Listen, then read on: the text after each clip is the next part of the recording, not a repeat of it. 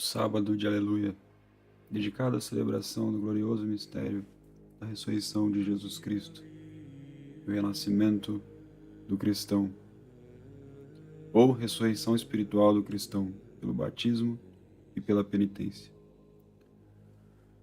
Constitui-se em 5 partes: a bênção do fogo, o louvor da Páscoa e bênção do Círio Pascual, as profecias, a bênção da pia batismal e, finalmente, a Santa Missa.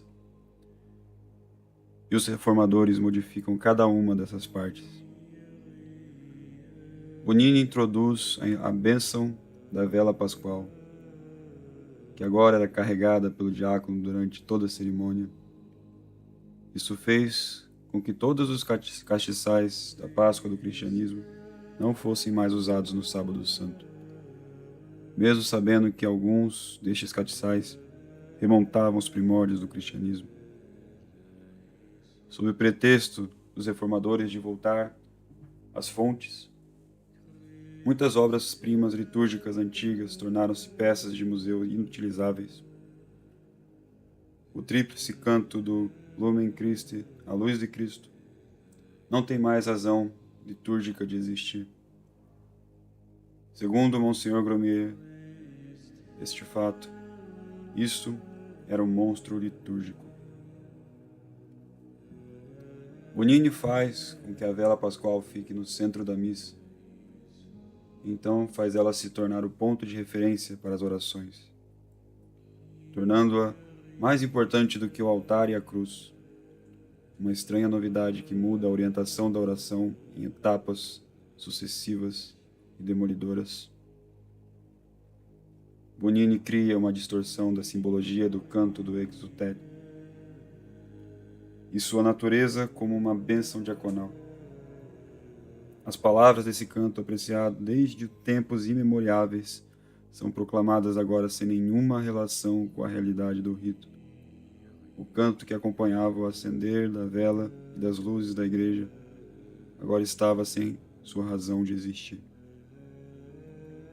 Bonini resolve cortar 8 profecias dentre as 12 que eram lidas anteriormente na vigília. E para piorar, os reformadores inventam de dividir uma ladainha ao meio, e nesse meio colocam o rito do batismo. E essa incrível decisão foi simplesmente bizarra e inconsistente. Nunca se ouviu na história da igreja de uma oração impetratória ser dividida em 2 partes. A introdução de ritos batismais entre essa divisão é ainda mais incoerente. Bonini e seus capangas decidem colocar a água batismal em uma tigela no centro do santuário, com o celebrante, é claro, voltado para os fiéis e de costas para o altar. Essa irreverente decisão de trocar a pia batismal por um pote colocado no centro do santuário foi marcada pela obsessão de que todos os ritos, como eles diziam, deveriam ser realizados com os ministros sagrados voltados para o povo, mas de costas para Deus. Os fiéis, segundo essa lógica, tornam-se os verdadeiros atores da celebração. A comissão foi receptiva das aspirações expressas pelo povo de Deus. A igreja esteve aberta ao fermento da renovação, e isso estava escrito em seus memorandos. Com a alteração do local do batismo, surge então o problema de levar a água batismal para outro local. Bonini e companhia resolvem inventar uma cerimônia para isso, e usam o Salmo 41, Sicut Servus, como canção. Este salmo fala da sede do servo após ter fugido da picada da serpente, e que só pôde ser extinta bebendo a água da salvação. Contudo, os modernistas não deram atenção ao fato de que o correto é que a sede do servo é saciada pelas águas do batismo após a picada da serpente infernal. Contudo, se o batismo já foi conferido, então o servo não tem mais sede e, figuramente falando, já bebeu a água do batismo. O simbolismo, então, foi totalmente alterado e deturpado de uma forma nécia. O canto, logicamente, deve vir antes do batismo e não depois. Assim é na forma tradicional.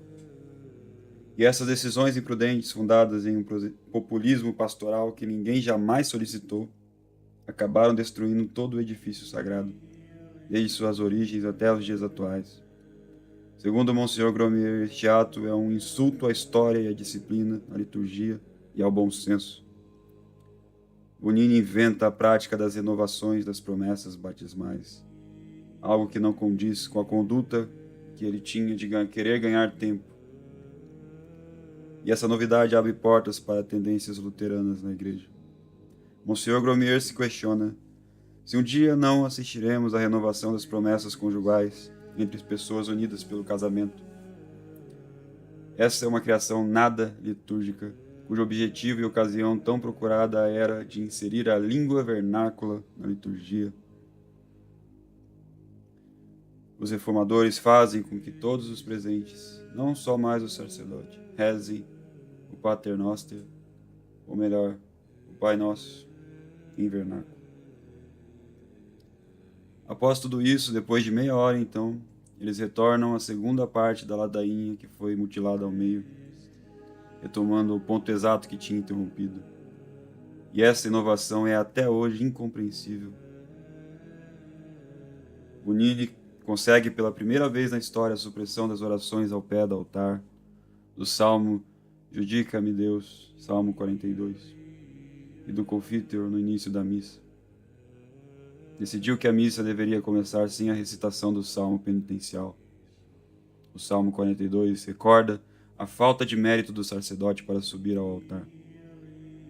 Isso não foi apreciado pelo modernista, porque era recitado ao pé do altar antes de poder subi-lo. A lógica litúrgica sempre entendeu o altar como a ara crucis, altar da cruz, lugar sagrado e terrível, onde se faz presente a paixão redentora de Cristo. Assim, essa oração que exprime a falta de mérito de qualquer um para subir estes degraus faz todo sentido. O desaparecimento do Salmo 42, que nos anos seguintes seria retirado de todas as missas por completo, era tão desejoso aos modernistas, pois tinham em mente a criação de um ritual de preparação a um altar que é simbolicamente uma mesa comum e não o Calvário de Cristo. No mesmo decreto, todos os ritos da vigília de Pentecostes são suprimidos, exceto a missa. Este apagamento apressado traz todas as marcas de ter sido feito no último momento. O Pentecostes sempre teve uma vigília semelhante à Páscoa em suas cerimônias. No entanto, a reforma não foi capaz de lidar com o Pentecostes. Novamente, os reformadores não queriam deixar intocados dois ritos que são tão interligados. Na pressa, decidiram suprimir o que não tiveram tempo de reformar.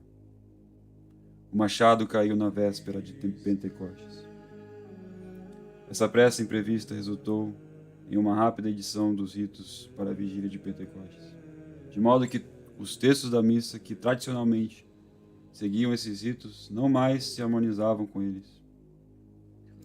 Consequentemente, no rito violentamente mutilado restam apenas frases incongruentes e fora de lugares.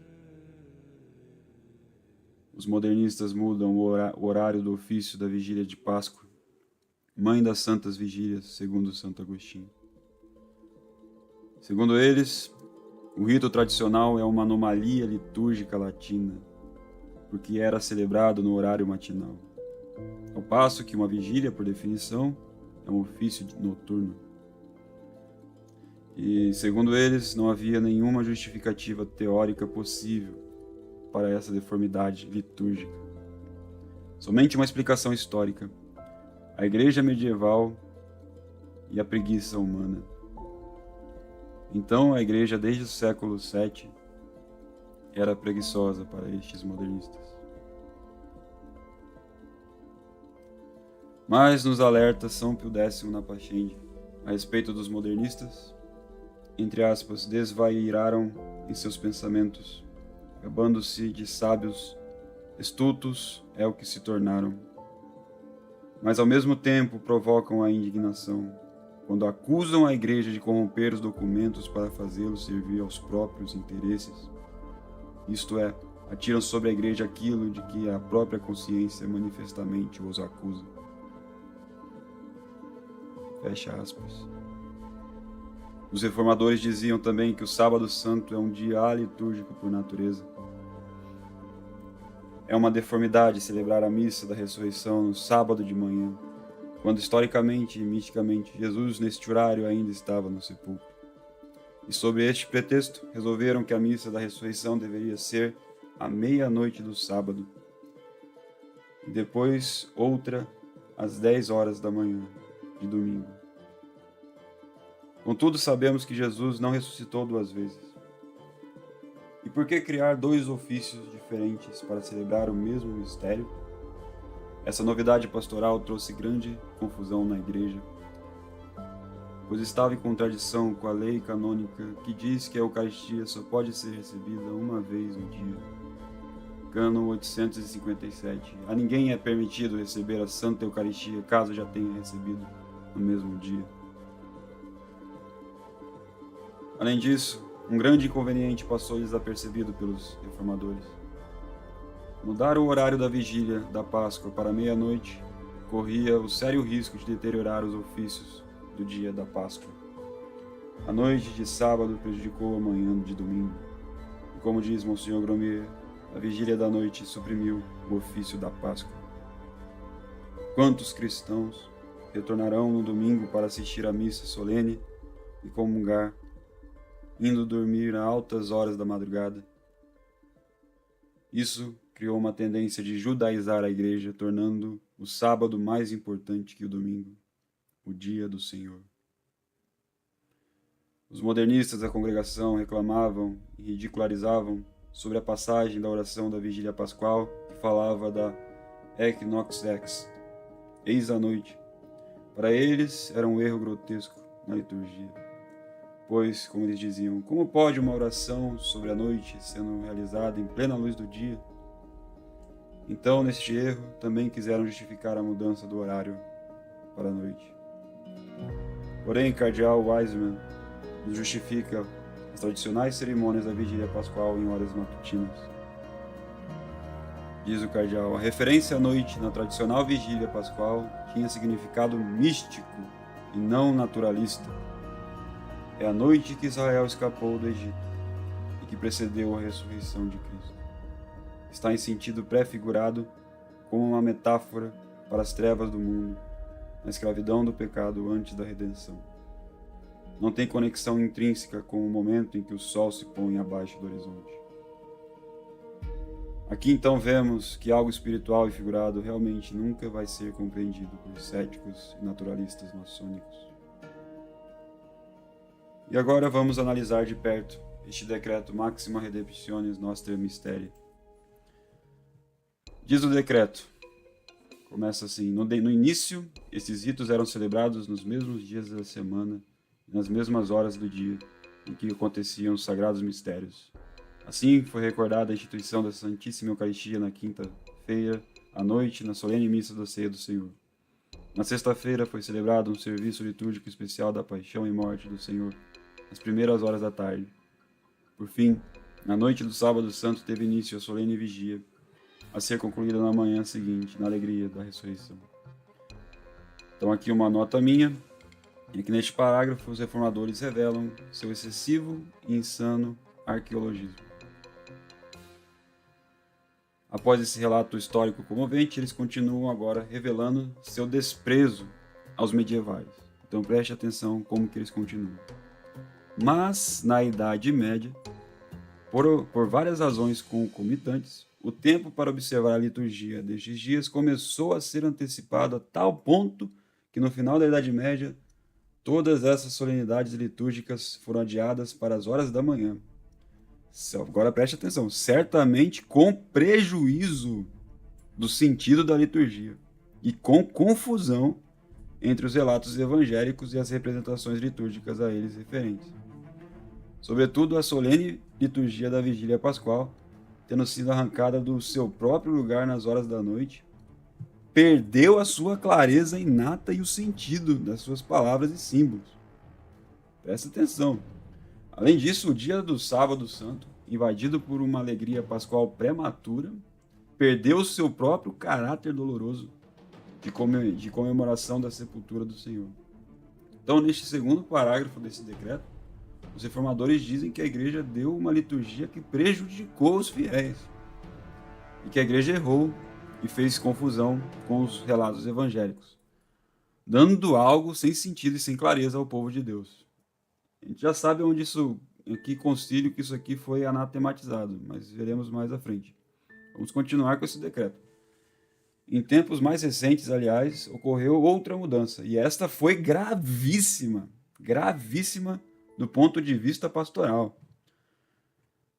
Que igreja que fez algo gravíssimo do ponto de vista pastoral? Vamos ver. Durante muitos séculos, a quinta-feira, a sexta-feira e o sábado da Semana Santa foram contados entre os dias festivos com o propósito manifesto de que todo o povo cristão, liberto de trabalho e serviço, pudesse estar presente nas cerimônias sagradas desses dias. Mas, no decurso do século XVII, os próprios pontífices romanos foram obrigados, por causa das condições completamente alteradas da sociedade. Então, os pontífices romanos foram obrigados, a sociedade obrigou os pontífices a reduzir o número de dias festivos. Urbano VIII, portanto, na Constituição Apostólica Universia per Orbem, de 24 de setembro de 1642, foi constrangido a listar o tríduo sagrado da Semana Santa também entre os dias festivos. E aqui os reformistas dizem claramente que a igreja fez algo gravíssimo aos fiéis e que a sociedade profana, mundana, pode obrigar, ao gosto dos tempos, e constrangir ainda, por cima, os papas a agir ao gosto da moda. Vamos, então, continuar esse decreto aqui, que está me cheirando a um anátema de Trento. Agora, a partir de então, a frequência dos fiéis a estes ritos sagrados necessariamente diminuiu, especialmente porque sua celebração há muito havia sido adiada para as horas da manhã, quando durante a semana escolas, negócios públicos de todos os tipos eram e são realizados em todos os lugares. De fato, a experiência comum e quase universal ensina que estes serviços litúrgicos do tríduo sagrado são muitas vezes realizados pelo clero com o corpo da igreja quase deserto, e isso certamente é muito para se lamentar. Então, neste quarto parágrafo aqui é uma mentira, um decreto que fala mentira. É impressionante. No sexto e sétimo parágrafo também ele começa falando outra mentira, que os bispos todos solicitaram mudanças. Pegue o decreto você e leia. Então, a gente analisando o decreto, o que esse decreto diz a respeito da liturgia de sempre, vemos então que ele cai no anátema de Trento, Concílio de Trento. Então, pra gente é óbvio que não foi o Papa Pio XII quem o fez. Pois quem fez o decreto diz claramente que a liturgia da igreja contém erros. É só você pegar, contém erros, está ali escrito que contém erros. É outra prova cabal que tal documento nunca teve uma só linha escrita ou pensada pelo Papa, mas sim por infiltrados modernistas. O decreto é um desprezo aos ritos da igreja, alegando que utilizou ritos gravíssimos para o rebanho. Então a gente tem que relembrar o que o Concílio de Trento diz no cânon 13 sobre da liturgia. Se alguém disser que os ritos recebidos e aprovados da Igreja Católica e que costumam ser usados na administração dos solenes sacramentos, ou se podem desprezar, ou omitir sem pecados pelos ministros, como lhes der vontade, ou mudar em outros por qualquer pastor de igreja, seja excomungado. Se alguém disser, outro cânon sexto, se alguém disser que o cânon da missa contém erros e, portanto, deve ser revogado, que ele seja anátema. E esse aqui é o que realmente faz esse decreto ser anatematizado. É o cânon 7 do Concílio de Trento. Se alguém disser que as cerimônias, vestimentas e sinais exteriores que a Igreja Católica usa na celebração das missas são incentivos à impiedade ao invés de ofício de piedade, seja anátema. Então esse decreto que difama a Idade Média e o costume de 14 séculos, que critica a vigília pascal de sempre. Rito este em que temos a segurança dada por São Pio V de dizer que está isento de erros. Na bula Quo Primo Tempore, São Pio V diz: e para que todos os lugares da terra este missal seja conservado sem corrupção, e isento de incorreções e erros, por nossa autoridade apostólica. E uma outra coisa interessante nesse decreto de 1955, que lá nas instruções, lá no 9, você vai ler que a solene vigília pascual seja celebrada na hora própria, isto é, uma hora que permita que a solene missa da vigília comece por volta da meia-noite, que cai entre o sábado e o domingo da Páscoa. Aí continua: no entanto, quando o juízo do ordinário, ou seja, aquele que tem jurisdição ordinária do lugar, consideradas as condições dos fiéis do lugar, for conveniente, por graves razões de ordem pública e pastoral, antecipar a hora da celebração da vigília, tal poderá ser feito, mas a vigília não pode começar antes do crepúsculo, ou certamente não antes do pôr do sol. Aí, em 1957, eles deram uma permissão. Que diz a permissão? Mas a permissão para antecipação da hora da vigília pascual não pode ser dada pelo ordinário local indiscriminadamente. Ou, em geral, para toda a diocese ou região, mas apenas para aquelas igrejas ou lugares onde a verdadeira necessidade o exige. Além disso, é preferível que a hora própria seja observada, pelo menos na própria igreja da catedral e em todas as outras igrejas, especialmente as religiosas, onde isso pode ser feito sem grande inconveniente. Então, aqui também, aqui a gente pode ver nesse 9 que todos os que seguem esse decreto têm que exatamente fazer à meia-noite. À meia-noite, a vigília, a missa da vigília. Não pode ser antes, se você está desobedecendo o decreto. Especialmente as ordens religiosas. Então, nada de fazer 10 horas da noite, é meia-noite que tem que ser feita ali a missa da Páscoa. E ali no 10, a abstinência e o jejum prescritos para a quaresma, que até então cessavam no sábado santo depois do meio-dia, ou seja, a gente aqui depois do meio-dia não tem mais jejum nem abstinência. Conforme o cano 1252, então, agora o que eles fazem? Cessarão no futuro à meia-noite do mesmo sábado santo. À meia-noite, então, acaba o jejum de vocês. É impressionante. Temos que ver se realmente as pessoas seguem esse decreto à risca e também se seguem o de 1958 para fazer jus às suas palavras. Os apologistas da reforma que se orgulham por serem obedientes ao Papa, diferente de nós, que segundo eles somos cismáticos por não seguirmos o decreto de 1955, estes apologistas, contudo, eles mentem aos seus fiéis. É isso mesmo, eles mentem aos seus fiéis, dizendo o quê? Que a última reforma de liturgia promulgada sob o governo de um Papa foi de 1955. A verdade é que o último decreto sobre liturgia foi o de 3 de setembro de 1958, sobre o pontificado de Pio XII, de música sacra et sacra litúrgica. E esse decreto apresenta as mesmíssimas características de obrigatoriedade do decreto de 1955. Então vocês podem ver aqui. Esta instrução sobre a música sacra e a sagrada liturgia foi apresentada à sua santidade o Papa Pio XII pelo abaixo assinado cardeal. Sua santidade se dignou a aprovar de modo especial o inteiro e as partes únicas e ordenou que fosse promulgado e que seja exatamente observado por todos a quem se aplica. Não obstante qualquer outra coisa em contrário, dado em Roma, Sagrada Congregação de Ritos, festa de São Pio X, 3 de setembro de 1958, assinado Cardeal Cicognani, prefeito, e arcebispo Afonso Carinti, secretário. Então, eles não seguem esse decreto. Por quê? O que você vai ver naquele decreto? Esse decreto permite que todo mundo, todos os fiéis da missa, recite o introito gradual, orfetória, comunhão, paternoster, junto com o padre na missa. Não tem mais padre, é isso aí. Isso daí é totalmente novus ordo. E eles não seguem esse decreto. Não seguem esse decreto. Aqui então cai por terra esse orgulho de obediência fingida. Porque se seus apologistas aí forem tão obedientes, somos obedientes a Pio XII, então por que vocês não seguem esse decreto? Vocês o menosprezam igual os que menosprezam o decreto de 1955.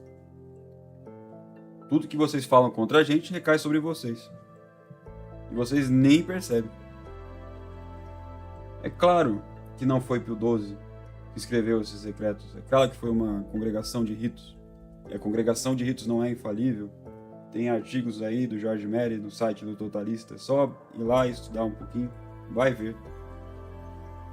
Então, por que isso? Por que tudo isso? E tudo isso, todos esses decretos, tanto de 1955 quanto de 58, todos eles vão contra a Mediator Dei de Pio XII, de 1947. Lá Pio XII fala: assinalamos, não sem preocupação e sem temor, que alguns são assaz ávidos de novidade e que se equivocam fora dos caminhos da santa doutrina e da prudência, pois ao querer desejar renovar a sagrada liturgia, com frequência fazem intervenções em princípios que na teoria ou na prática comprometem essa santa causa. E talvez mesmo conspurquem com erros no tocante à fé católica e à doutrina cética. Deve-se, todavia, reprovar severamente a temerária audácia daqueles que introduzem de propósito novos costumes litúrgicos, ou fazem reviver ritos já caídos em desuso, e que não concordam com as leis e as súplicas vigentes. Assim, não sem grande pesar, sabemos que isso acontece não somente em coisa de pouca monta, mas ainda de gravíssima importância. Não falta, com efeito, quem use a língua vulgar na celebração do sacrifício eucarístico. Quem transfira para outros tempos as festas fixadas já por razões ponderáveis. Quem exclua dos legítimos livros da oração pública os escritos sagrados do Antigo Testamento, reputando-os pouco adaptados e pouco oportunos para nossos tempos. Este modo de pensar e de proceder, com efeito, faz reviver o excessivo e insano arqueologismo suscitado pelo ilegítimo concílio de Pistoia e se esforça em revigorar os múltiplos erros que foram as bases daquele conciliábulo e os que se lhe seguiram com grande dano das almas.